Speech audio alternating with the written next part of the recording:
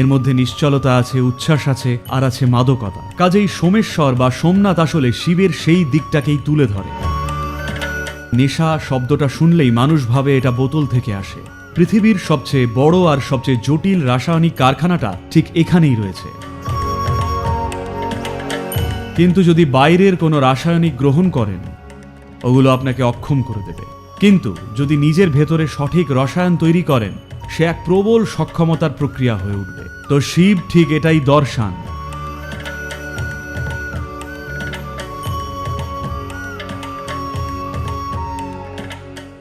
সবাইকে নমস্কার। এটা সত্যিই আমাদের সৌভাগ্য যে এই মকর সংক্রান্তির দিনে যখন সূর্য আর চাঁদের সম্পর্কটা এবছরের মতো আবার নতুন হয়ে উঠছে, একটু অন্যভাবে, সেই দিনই আমরা উপস্থিত সোমনাথে। এটা আমাদের সৌভাগ্য। ভালো লাগছে আজ এখানে থাকতে পেরে। দেখুন, এর অনেকগুলো দিক আছে ঠিকই, তবে উনি আদিযোগীর বিষয়ে কথা বলছিলেন।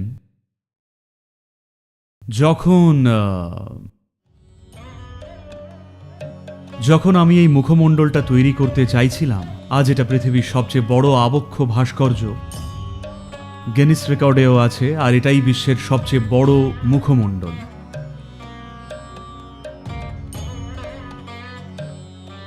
যখন আমরা এই মুখটা বানাতে চাইছিলাম, আমরা অনেক মডেল বানিয়েছি। আমি নিজে এই মুখের ডিজাইনে যুক্ত হই। এই ডিজাইনটা করতে লেগেছে প্রায় 2.5 বছরেরও বেশি সময়।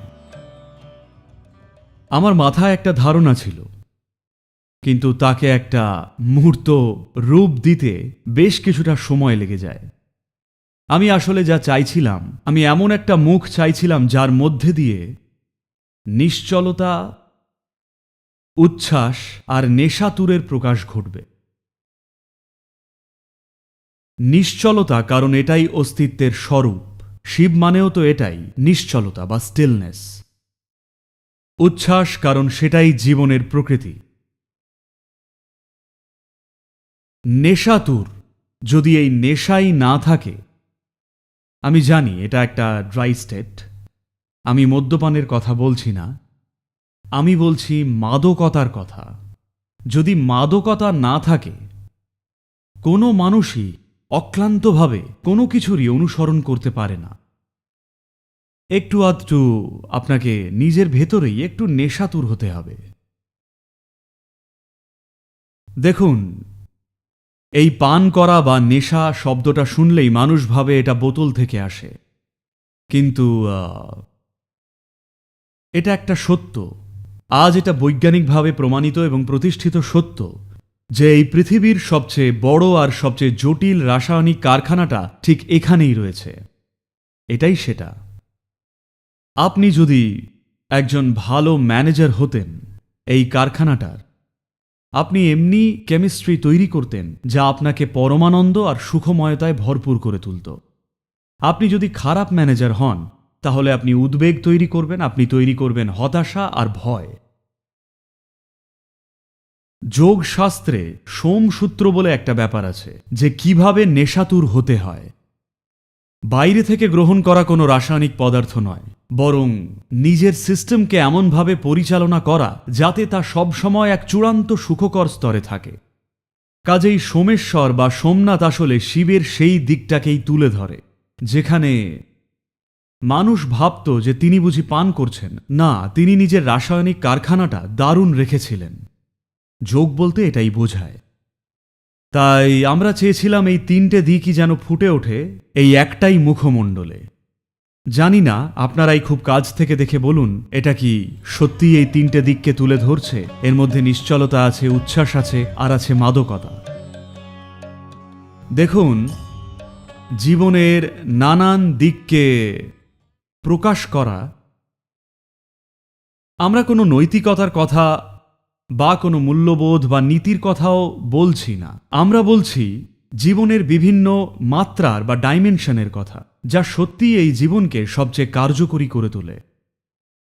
এমনকি আমাদের জীবনেও আসল প্রশ্নটা হলো এটাই, একজন স্বতন্ত্র মানুষ হিসেবে আপনি কি এই পৃথিবীতে সেই সব কিছু করার সুযোগ পান যা কিছু আপনি করতে পারেন? এই জীবনটা কি ব্যয় করতে পারেন সেটা গড়তে যা আপনার জন্য সবচেয়ে মূল্যবান এই পৃথিবীতে? নাকি আপনি সেটা করবেন না? যদি কষ্ট পাওয়ার ভয় থাকে আপনি তো তা করবেন না। আমার কি হবে, এই একটা প্রশ্ন যদি আপনার মনে থাকে, তাহলে আপনি করবেন না যা আপনি সত্যিই করতে পারেন। আমাদের জীবনে আমরা যা পারি না তা যদি না করি তাতে কোনো সমস্যা নেই, কিন্তু যা পারি তাই যদি না করি তাহলে আমাদের জীবনটাই বৃথা। কষ্ট পাওয়ার ভয় বলতে ঠিক এটাই বোঝায়। যতক্ষণ না আপনি এমন এক অবস্থানে আসেন, আমার জীবনে আমার চারপাশের পরিস্থিতি যাই হোক না কেন আমি ঠিক এমনটাই থাকব, যদি এই নিশ্চয়তা থাকে তবেই আপনি নির্দ্বিধায় এগিয়ে যাবেন। সোমসূত্র মানে ঠিক এটাই, যে আপনি নেশায় বুঁদ হয়ে আছেন, আপনার চারপাশে যাই ঘটে যাক না কেন। অনেক কিছু জগতে যদি খুব বেশি সক্রিয় হন তবে অনেক কিছুই ভুল হতে পারে।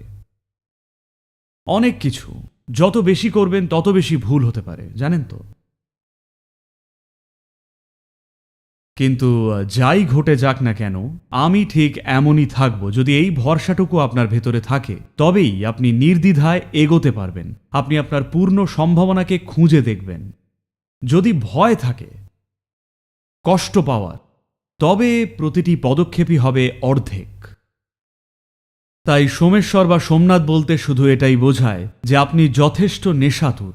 আপনাকে কোনো কিছুই আটকাতে পারবে না আপনার জীবনের সবচেয়ে মূল্যবান কাজ করা থেকে।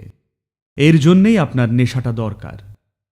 কিন্তু যদি বাইরের কোনো রাসায়নিক গ্রহণ করেন, সেগুলো আপনাকে অক্ষম করে দেবে। ওগুলো আপনাকে অক্ষম করে দেবে। কিন্তু যদি নিজের ভেতরে সঠিক রসায়ন তৈরি করেন, সে এক প্রবল সক্ষমতার প্রক্রিয়া হয়ে উঠবে। তো শিব ঠিক এটাই দর্শান, সোম ঠিক এটাকেই প্রকাশ করে। আজ এই মকর সংক্রান্তিতে আমরা সোমনাথে, এটা সূর্যের দিন, কিন্তু আমরা এখানে এমন এক মাত্রার সাথে রয়েছি যা চাঁদকে প্রকাশ করে। খুবই চমৎকার বিষয়, কারণ এই দুই মাত্রা বা ডিমেনশন না থাকলে আমাদের জন্মই হতো না। আমাদের জন্ম হতো না, আমাদের কোনো অস্তিত্বই থাকতো না। আমরা সবাই সৌরশক্তিতে চলি। হ্যালো, হ্যাঁ কি না? গ্রহের সব জীবনই তো সৌরশক্তিতে চলে, তাই নয় কি? তাই এটা বুঝেই আমরা নানান ধরনের সিস্টেম তৈরি করেছি নিজেদেরকে এই চক্রগুলোর সাথে মেলাতে, যাতে আমাদের পক্ষে যা সম্ভব তার সবই যেন জীবনে করা হয়। আমরা যেন অর্ধেক জীবন না হই, সম্পূর্ণ জীবন হয়ে উঠি। এটাই একমাত্র বিষয়, যে আপনি পুরোদস্তুর একটা জীবন। এটাই শেষ কথা। এটা সেই দেশ নয় যেখানে আমরা আপনাকে স্বর্গের প্রতিশ্রুতি দিয়ে বলছি ওখানে সবকিছু ঠিক হয়ে যাবে। এমন এক দেশ যেখানে আমরা আপনাদের বলছি আপনার জীবন আপনারই কর্ম, আপনি একে যেমন গড়বেন তেমনই হবে। কিন্তু সেটা করার জন্যে আপনার কয়েকটা সাধারণ উপাদানের দরকার। আপনার এমন এক উচ্ছ্বাস দরকার যা কেউ থামাতে পারবে না, এমন এক নিশ্চলতা দরকার যা কেউ নড়াতে পারবে না, এমন এক নেশা দরকার যেখানে অন্য কোনো কিছুর আর গুরুত্ব নেই। আপনি যা করতে চান তা থেকে আপনি বিচ্যুত হবেন না, কারণ আপনার চারপাশে যা ঘটছে তা আপনাকে ভ্রষ্ট করে না, কারণ আপনার জীবনের অভিজ্ঞতা ভেতর থেকে নির্ধারিত হয়, বাইরে থেকে নয়। সোমনাথ আসলে ঠিক এই কথাই বলে, আর আমরা সত্যিই খুব সৌভাগ্যবান যে আজ আমরা এখানে উপস্থিত এই সংক্রান্তির দিনে। আপনাদেরকে অসংখ্য ধন্যবাদ।